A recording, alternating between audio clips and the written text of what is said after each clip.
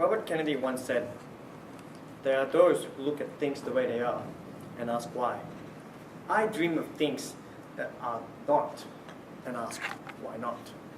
So, when I was a young kid, I told my parents I wanted to be a musician. Well, if you come from a general background, that seems like a fair enough occupation. But if you come from my background, they'll say to you, "Musician? What is that? Is that a dish?"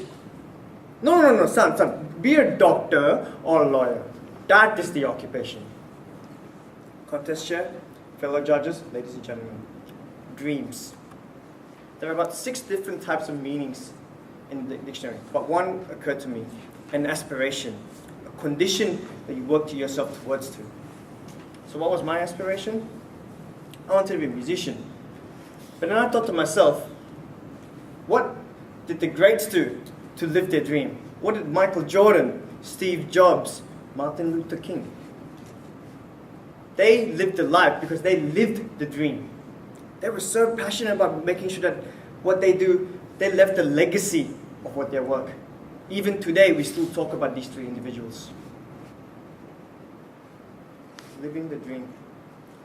Why is it so important? Because you want to make sure that you look back in your life and you say to yourself, "I did it." Living the dream. The funny part of it is that it starts off with a vision. Now, what's a vision? A vision is a mental state or a scene that you project yourself in the future and you tell yourself that that's something that you want to work towards to. And the funny part of it is that every one of us can have a vision. You don't have to have a certain requirement to have a vision. Each and every one of you can have a vision. Let me put it this way. If every single person in this world wanted world peace or had a vision for world peace, we would have world peace. So I'll ask you, what is your vision? Where do you want to be in, say, 5 years or 6 months? What is it that you work to so you can live the dream? Again, that concept of living the dream. Which leads to my next point. What do you need to do to make sure that this dream becomes real? What's so important? Michael Jordan, he was known for his athletic excellence. He was doing basketball, long distance running, baseball. He was of athletic excellence. When he wanted to try for the sophomore basketball team, he was shut down in the sense that they did not allow him to go through.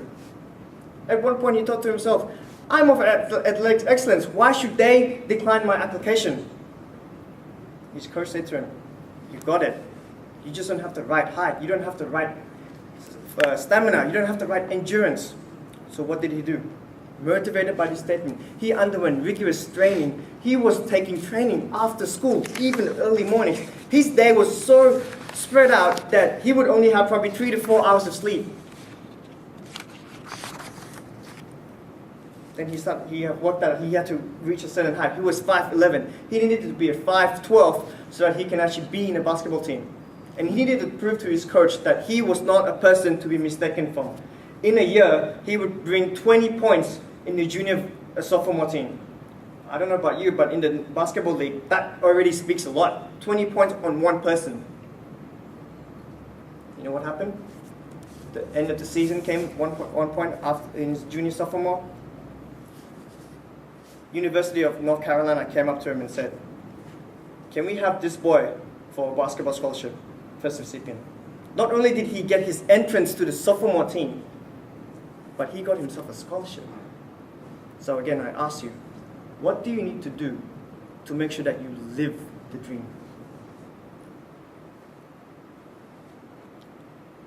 Which comes to my next point, that failure is not an option.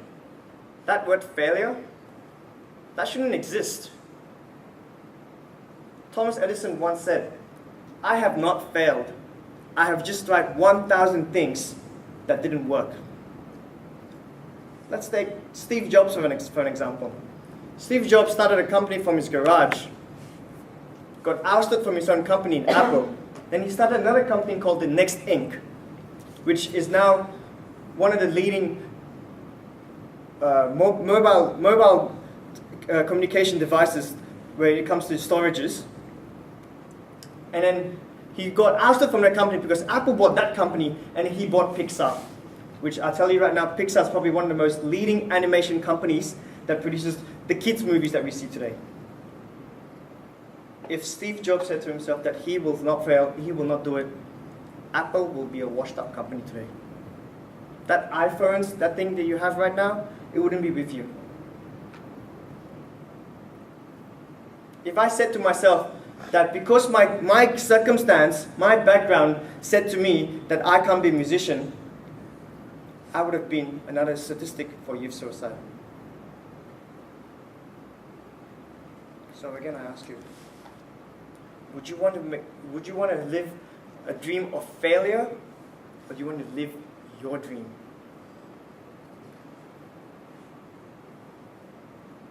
I'm going to conduct a bit of an exercise.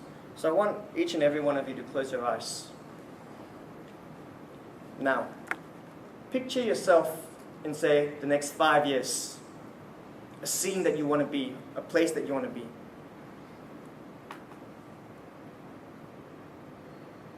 Now, hold that thought. Ask yourself, what do you need to do? The know-how, the information, the skill set, to make sure that that dream, that vision that you have, works.